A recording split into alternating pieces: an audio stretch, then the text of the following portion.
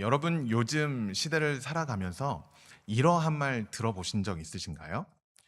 퀘스트 증후군. 퀘스트 증후군. 자, 우리 학생들은 이 퀘스트라는 단어가 뭔지 확 쉽게 알 수 있는데요. 퀘스트 증후군이 무엇이냐? 바로 인생을 게임처럼 여겨서 단계 단계 미션을 클리어하듯이 미션을 성공하듯이 단계 단계 올라가는 것을 말합니다. 예를 들면 그런 거예요. 몇 살 때 내가 대학을 가고 몇 살 때 졸업을 하고 또 어떤 직장에 들어가서 어느 때쯤에 결혼을 하고 집을 사고 이러한 인생의 과정들을 마치 퀘스트 깨듯이 미션을 수행하듯이 단계 단계 밟아가야지만 그리고 이 미션을 성공해야지만 내가 성공한 인생이다라고 여겨지는 심리. 이것을 퀘스트 증후군이라고 말하는 거예요. 또요, 현대인들의 이러한 비슷한 심리 가운데 무엇이 있냐면 생산성 중독이라는 말이 있습니다. 이것은요, 내가 아무것도 하지 않고 무언가를 해야지만 내가 오늘 하루 잘 산 것 같다. 내가 내 인생 잘 산 것 같아 라고 여겨지는 그러한 강박을 바로 생산성 중독이라고 표현하는 거예요. 무언가를 끊임없이 해야 될 것만 같고 무언가를 나를 끊임없이 채워서 한 단계 한 단계 레벨업 하듯이 나를 채워가는 것.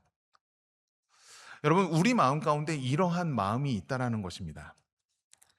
그렇다면 여러분, 왜 우리에게 이러한 퀘스트 증후군이나 아니면 생산성 중독 같은 이러한 심리가 우리 안에 자리 잡고 있는 것일까요? 아마도요, 우리가요, 어려서부터 평생을 무언가를 나를 채워야지만 성공한다라고 배워왔기 때문에 그렇지는 않은가, 그런 생각이 들더라고요.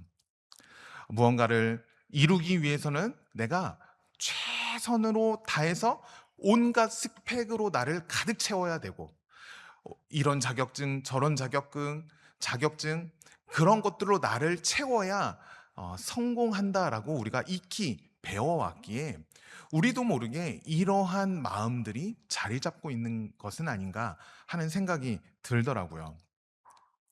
그래서 요즘 젊은이들 사이에 이것이 굉장히 유행입니다. 뭐냐면 투두 리스트라는 건데 여기 앞에 보이시죠? 내가 오늘 해야 할 항목들을 하나하나 다 적는 거예요. 그래서 체크 하면서 오늘 하루 나는 이렇게 살겠다.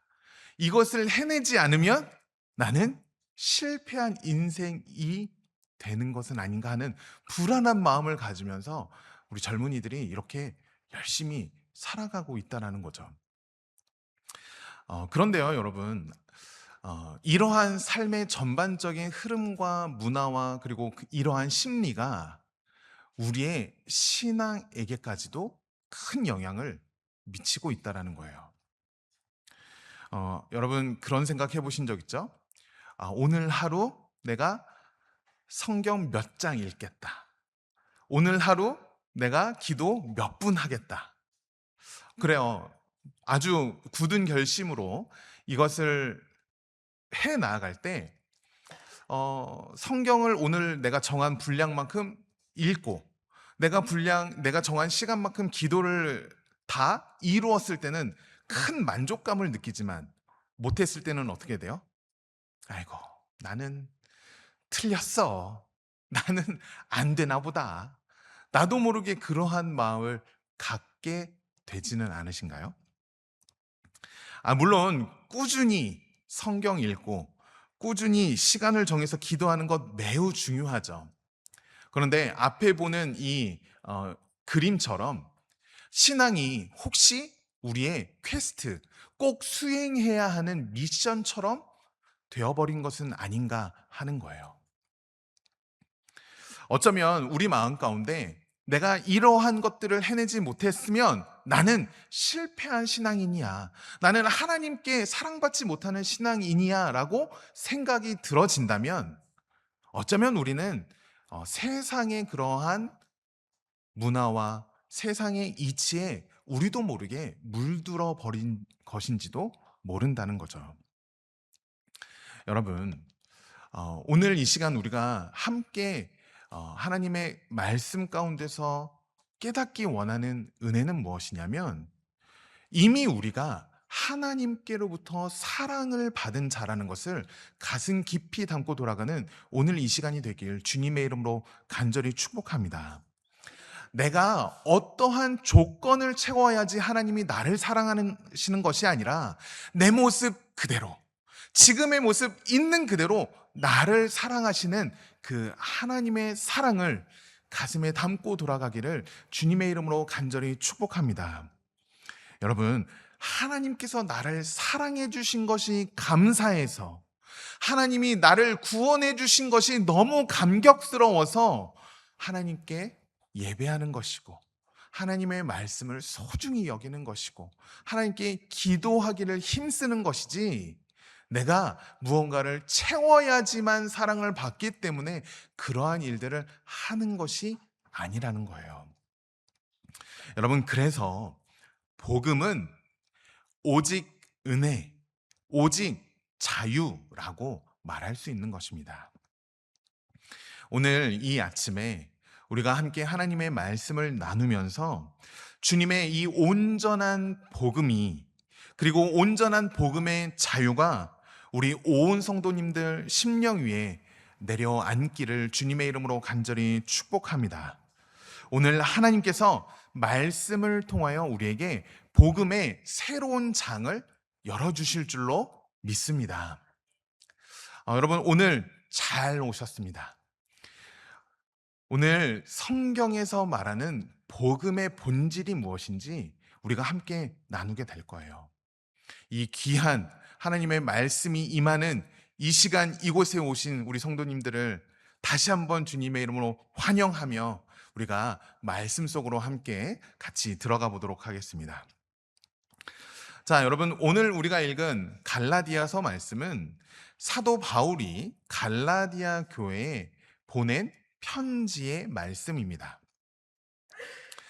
그리고 이 편지를 보내는 바울이요, 바로 그 복음의 자유를 누리는 산 증인 중에 한 사람이었어요. 여러분, 생각해 보십시오. 사도 바울이 대단한 조건을 채웠기에 구원을 받은 사람인가요? 사도 바울이요, 구원을 받은 것이 어떠한 조건들을 막 채워서 구원을 받았나요? 아니에요. 어떠한 조건을 채웠기에 사도 바울이 구원을 받은 것이 아니라는 것입니다. 바울은요, 예수님을 믿는 사람을 잡아서 죽이려고 다메섹이라는 지역으로 올라가던 길에 예수님을 만난 거예요. 자, 예수님 입장에서는요, 사도 바울이 예수님을 믿는 사람을 죽이던 사람이었으니 예수님 입장에서 보면 사도 바울은 악인 중에 악인이에요. 그런데 아무것도, 어떠한 조건도 채우지 않았던 그 사도 바울을 하나님께서는 찾아가 주시고, 예수님께서 사도 바울을 만나 주심으로 이방의 복음을 전하는 복음의 사도로, 또한 구원받은 하나님의 백성으로 삼아 주셨다는 것입니다. 여러분, 사도 바울이 무언가를 해서 구원을 받은 것이 아니에요. 나를 무언가로 가득 채웠기에 구원받은 것이 아닙니다. 하나님이 사도 바울을 사랑하셨기에, 예수님이 먼저 사도 바울을 찾아와 주셨기에 사도 바울은 구원을 받을 수 있었던 것이죠. 그래서 사도 바울은 그 은혜에 감사하여 빌립보서 3장 8절 말씀에 이렇게 고백합니다. 우리 같이 한번 읽어보겠습니다. 시작. 또한 모든 것을 해로 여김은 내 주 그리스도 예수를 아는 지식이 가장 고상하기 때문이라. 내가 그를 위하여 모든 것을 잃어버리고 배설물로 여김은 그리스도를 얻고. 자, 사도 바울이 지금 무엇라고 고백하는 거예요? 내가 무언가를 채워서, 세상의 지식을 내가 채워서 구원을 받은 것이 아니라 예수님이 이미 나를 사랑하셨기에, 예수님이 나를 찾아오셨기에 나는 이제 더 이상 세상의 것들을 배설물로 여기게 되었다라고 고백하지 않습니까? 여러분, 바울은요, 내가 채워야 할 것 같은 그 모든 조건들을 무엇라 말해요? 배설물 같이 여긴다 고백하는 거예요. 사도 바울은 오직 복음, 예수 그리스도의 십자가면 충분하다 말하고 있는 것이에요. 그런데 이 목숨 걸고 복음을 전하던 그 사도 바울에게, 그리고 목숨 걸고 교회를 세웠던 그 갈라디아의 교회에 지금 다시 슬그머니 이 은혜의 복음을 깨뜨리고 다시 조건을 채워야 한다는 가짜 복음이 들어왔다는 소식을 듣게 된 거예요.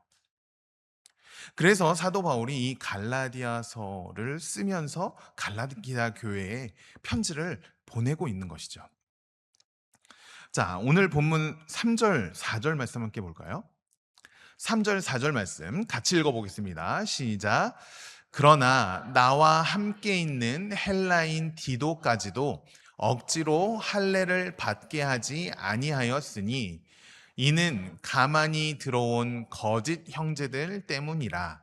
그들이 가만히 들어온 것은 그리스도 예수 안에서 우리가 가진 자유를 엿보고 우리를 종으로 삼고자 함이로되. 자, 여러분, 지금 사도 바울은요 3절과 4절 말씀을 고백하면서요 분노하고 있는 거예요. 나는 내 곁에 있는 디도에게까지도 억지로 할례받게 하지 않았다. 할례라는 것으로 구원의 조건을 채우지 않았다. 지금 사도 바울이 이러한 이야기를 하고 있는 겁니다. 자, 여러분, 사도 바울이 지금 이러한 이야기를 하는 이유가 무엇이겠어요? 지금 갈라디아 교회에 무엇이 틈타고 들어오기 시작했냐면, 야, 그래, 예수님의 십자가 그거 좋지. 예수님을 믿는 믿음 좋지. 그런데 그것만으로는 부족해. 진짜 구원 받으려면 율법도 지켜야 되고 할례도 받아야 진짜 하나님의 백성이 된다니까. 율법을 지키고 할례를 받아야 해. 그 조건을 채워야 해. 라고 말하면서 예수님의 그 순도 100%의 십자가에 자꾸만 다른 무언가를 섞어 드리고 있는 것을 보게 되었기 때문에 그래요. 여러분, 지금 사도 바울이 세운 갈라디아 교회에 들어온 가짜 복음은 우리에게 주신 하나님의 그 복음 안에서의 자유를 빼앗아 가려고, 오히려 율법의 종으로 만들어 버리려는 그러한 가짜 복음의 지금 공격 앞에 서 있었던 거예요. 그래서 바울은 단 1%도 타협하지 않고 나는 할례를 행하지 않는다라고 이야기했다라는 것입니다. 자, 여러분, 지금 이 말씀을 잘 기억하셔야 돼요. 갈라디아 교회에 지금 이방인인 디도에게 할례를 행했어요? 안 행했어요? 할례를 안 행하지 않았습니다. 왜요?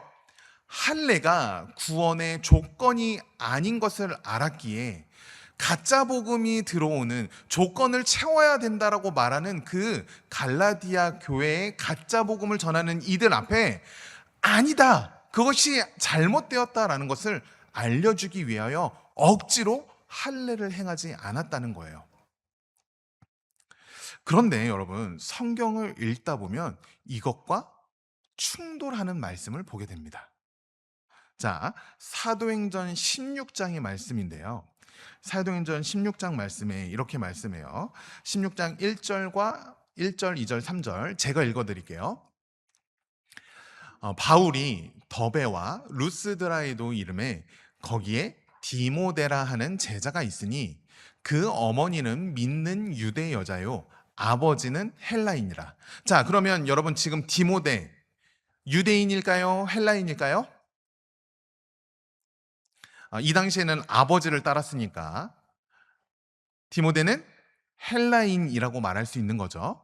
자, 그런데 이 헬라인이었던 디모데에게 어떻게 행하냐면 디모데는 루스드라와 이고니온에 있는 형제들에게 칭찬받는 자니 바울이 그를 데리고 떠나고자 할새 그 지역에 있는 유대인으로 말미암아 그를 데려다가 무엇을 해요? 할례를 행하니 이는 그 사람들이 그의 아버지는 헬라인인 줄 다 알미로라. 자요, 여러분 지금 바울이요, 어, 디모데에게는 할례를 행했다라고 말하고 있는 거예요. 잠깐만요. 우리가 지금 방금까지 갈라디아 교회의 이야기를 하면서 할례가 구원의 조건이 아니기에 디도에게는 할례를 행하지 않았다라고 이야기를 했잖아요. 그런데 반대로 사도행전 16장에서는 아버지가 헬라인이었던 디모데를 데려다가 무엇을 했다? 할례를 행했다라는 거예요. 자, 여러분, 이거 어떻게 된 일일까요? 누구는 할례를 행하고 누구는 할례를 행하지 아니하고 이거 앞뒤가 맞지 않는 말 아닌가요? 여러분 어떻게 생각하세요? 자, 갈라디아서에서는 죽어도 할례는 안 된다라고 말하다가 사도행전에서는 자연스럽게 할례를 행하고 있는 바울의 모습을 보고 있는 거예요. 자, 여러분 지금 이 두 말씀 사이에 복음의 자유가 무엇인지 분명하게 우리에게 말해주고 있는 거예요. 자, 여러분 세상이 말하는 자유가 무엇일까요? 세상에서 말하는 자유는 무엇이냐면 내 마음대로 할 수 있는 것. 그렇죠? 누구의 간섭도 받지 않고 내 권리를 누리는 것을 자유라고 말해요. 그래서 만약에 복음이 세상에서 말하는 자유와 같다면 디도에게 할례를 안 주고 디모데에게도 할례를 안 받는 게 맞아라고 말하면서 디모데에게도 동일하게 할례를 안 줘야 그것이 세상에서 말하는 자유에 해당하는 거예요. 하지만 복음이 말하는 자유는 차원이 다릅니다. 그리스도인의 진짜 자유는요, 여러분, 내 마음대로 무엇이든지 할 수 있는 그 자유를 넘어서 내가 가지고 있는 자유를 스스로 묶어버리는 자유. 다시 말해, 안 할 수 있는 자유도 우리 안에 포함되어져 있다라는 거예요. 자, 갈라디아서에서 나오는 디도에게 할례를 받지 않아야 된다 하는 이유는 무엇이냐면 할례를 받아야지만 구원을 받는다라는 사람들이 있었기에 그것이 아닙니다라는 것을 보여주기 위해서 할례를 받지 않는 자유가 있었던 거예요. 그런데 반대로 사도행전에서는 할례를 받음으로 유대인에게 가깝게 다가가 복음을 전할 수 있는 기회가 되기에 자연스럽게 할례를 받게끔 했다라는 거예요. 즉, 여러분, 복음이 말하는 자유는 무엇이냐면 내가 할 수도 있지만 안 할 수도 있는 자유가 참된 복음의 자유라는 것이에요. 왜요? 할 수도 있고 안 할 수도 있는 이유가 어디에 있어요? 그 자유가 어떻게 우리에게 있어요? 여러분, 구원은요, 우리의 어떠한 행위와 조건으로 이루는 것이 아니기에 주님 안에서 우리는 자유를 누릴 수 있다라는 거예요. 자, 그렇다면 여러분들에게 이제부터 어떻게 하면 주님의 은혜와 그리고 복음 안에서의 자유를 누릴 수 있는지 그 방법들에 대해서 한번 말씀드려 볼게요. 자, 여러분, 우리 안에 우리도 모르게 계속 나를 어떠한 조건들로 채우려는 그러한 우리의 습성들이 있습니다. 있을 수밖에 없어요. 이 세상의 문화가 그렇고 우리가 이 세상에 살아가기 때문에 그러한 습성들이 계속 나타날 수밖에 없어요. 그런데 그러한 것을 거절하고 주님께서 주시는 은혜와 복음 안에서의 참된 자유를 누리기 위해서 우리는 어떻게 해야 될까요? 자, 오직 은혜, 오직 자유를 누리기 위해서 첫 번째, 우리 같이 한번 읽어볼까요? 시작. 내가 누군지 기억하라. 여러분, 내가 누군지 여러분 기억하십시오. 여러분, 내일만 되면 반드시 이런 생각이 들지 몰라요. 어제 주일날 예배 드릴 때, 내가 잠깐 좋은 것 같은데, 난 진짜 믿음이 없는 사람인가 보다. 이러한 생각이 반드시 들 겁니다. 또요, 그래, 어제 내가, 정말 주일날 은혜 받아서, 성경 몇 장 읽고, 기도 생활 열심히 해야지 다짐했는데, 아이고, 나는 안 되나 보다. 하는 그러한 마음이 여러분 반드시 내일부터 우리에게 일어나게 될 거예요. 막 그럴 때면 우리 마음 가운데 정죄감의 파도가 막 밀려오는 거죠. 그러면 여러분들에게 또 한번 물어볼까요? 여러분들이 새벽 예배에 안 나오시고 바빠서 기도도 안 하고 성경도 읽지 않으면 하나님이 여러분 안 사랑하실까요? 이러한 조건들을 채우지 않으면 하나님이 우리를 사랑하지 않으실까요? 여러분, 절대 그렇지 않다라는 거예요. 절대 그렇지 않아요. 여러분, 오늘 복음의 새로운 장이 열리길 주님의 이름으로 축복합니다. 여러분, 집에 있는 자녀들을 생각해 보세요. 여러분, 우리 자녀들이 학교에서 조금 시험을 못 봤다고, 야, 너는 내 아들 아니야, 쫓아내는 부모가 있습니까? 여러분, 그런 부모는요, TV에나 있어요. 드라마에서나 나오는 거지, 사실은요, 우리 삶에서요, 거의 없어요. 여러분, 우리 하나님은요, 우리의 모습 있는 그대로를 사랑하시는 분이세요. 로마서 8장 39절 말씀에 이렇게 말씀합니다. 우리 같이 함께 읽겠습니다. 시작. 높음이나 기쁨이나 다른 어떤 피조물이라도 우리를 우리 주 그리스도 예수 안에 있는 하나님의 사랑에서 끊을 수 없으리라.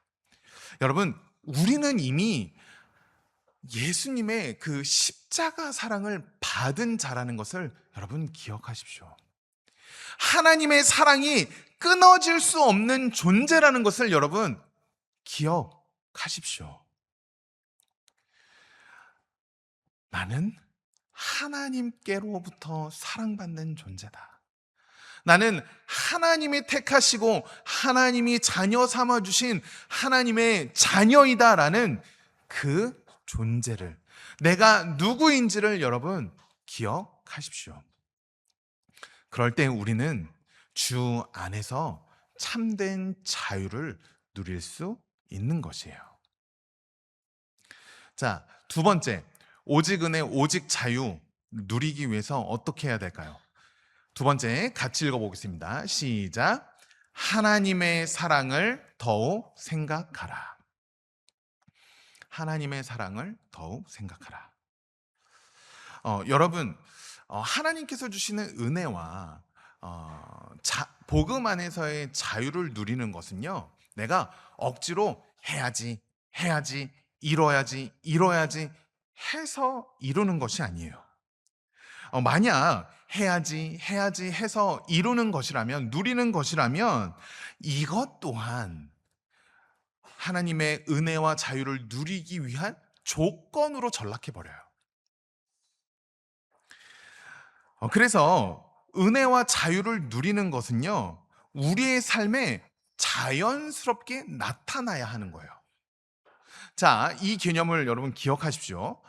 우리 안에 하나님께서 주시는 은혜와 자유는 내가 누려야지, 이뤄야지 할 때 이루는 것이 아니라 자연스럽게 나타나야 한다라는 것을 여러분 기억하십시오. 그러면 어떻게 하면 그게 자연스럽게 나타날까요? 어떻게 하면 우리 삶 가운데 하나님의 은혜와 자유, 복음 안에서의 자유가 자연스럽게 나타날까요?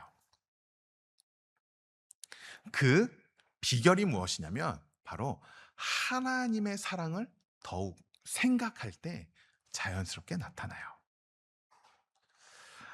제가 저희 아들이 학교 생활하는 게 조금 힘들고 친구들과의 관계 속에서 좀 어려움을 이제 좀 있는 것 같아서 제가 저도 쓰지 못하는 아주 비싼 거를 저희 아들에게 선물해 주었어요.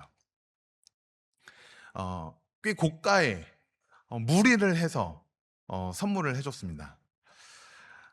그랬더니요, 저희 아이가 생전 그런 적이 없는데 어 "아빠, 엄마 고맙다고 케이크를 사 갖고 오더라고요."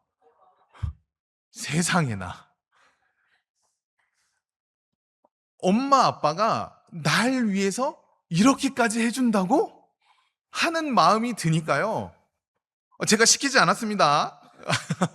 여러분, 제가 시키지 않았어요. "야 가서 야 아빠가 이것까지 아빠 엄마가 이렇게 준비했는데 야 너 뭐라도 좀 해 줘야 되는 거." 그런 말 절대 하지 않았습니다.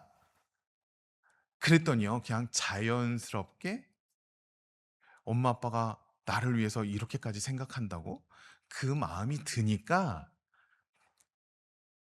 케이크를 사 오더라고요. 여러분, 이게 복음이라는 거예요. 이게 복음이라는 거예요. 사도 바울이요, 나를 사랑하시는 하나님의 사랑을 깨달으니까 그 삶 속에 자연스럽게 하나님의 은혜와 자유, 그리고 자연스럽게 이방인의 사도가 되어서 복음을 전하는 삶을 살아갔다라는 거예요. 삶 속에서 자연스럽게 그 복음이 흘러 나오더라라는 거예요. 여러분, 복음은요, 어떠한 조건을 말하지 않아요. 뭘 더 채워야 하는, 나를 더 무언가로 가득가득 채워야 하는 그러한 율법이 아니라는 거예요. 여러분, 간절히 바라기는 이곳에 모인 저와 여러분 모두가 복음 안에서의 자유를 누림으로 율법의 종으로 살지 않는 우리 모두가 되기를 주님의 이름으로 간절히 축복합니다. 여러분, 우리는 이미 하나님께로부터 사랑받은 하나님의 자녀인 줄로 믿습니다. 그렇게 여러분, 내가 누구인지 기억하십시오. 내가 누구인지, 나는 하나님의 사랑을 받은 나라는 것을 여러분 기억하시고, 하나님께서 나를 얼마나 사랑하셨는지, 하나님이 나를 어떻게 사랑하셨는지 그 하나님의 사랑을 더욱 생각하는 삶을 살아가. 삶 속에서 오직 자유, 오직 은혜로 주님 안에서의 참된 복음을 누리는 저와 여러분 되시기를 주님의 이름으로 간절히 축원합니다. 아멘.